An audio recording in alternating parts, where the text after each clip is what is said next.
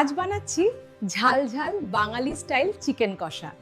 দেখতেই এত সুন্দর, খেতে কেমন হবে ভাবতে পারছো? খুব সহজ কিছু উপকরণ দিয়েই বানাবো এই দারুণ রেসিপি। চিকেন, পেঁয়া, দই, ঘি, গরম মশলা, তেল আর কিছু মশলা। তৈরি হবে ম্যাজিক। প্রথমে চিকেনটা ভালো করে ম্যারিনেট করে নিন।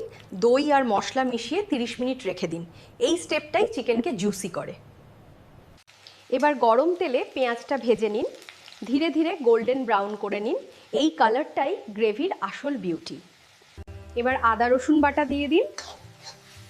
সব মশলা দিয়ে ভালো করে কষান যতক্ষণ না তেল ছাড়ছে। এবার ম্যারিনেট করা চিকেন দিয়ে দিন। মশলার সাথে ভালো করে মিশিয়ে নিন। এই সময়টাতেই আসল ফ্লেভার ঢুকবে। দেখুন তেলটা ওপরে উঠে এসছে। এইটাই পারফেক্ট চিকেন কষার সাইন। শেষে একটু গরম মশলা দিয়ে দিন আর সামান্য ঘি অ্যাড করুন। স্মেলটা একদম নেক্সট লেভেল।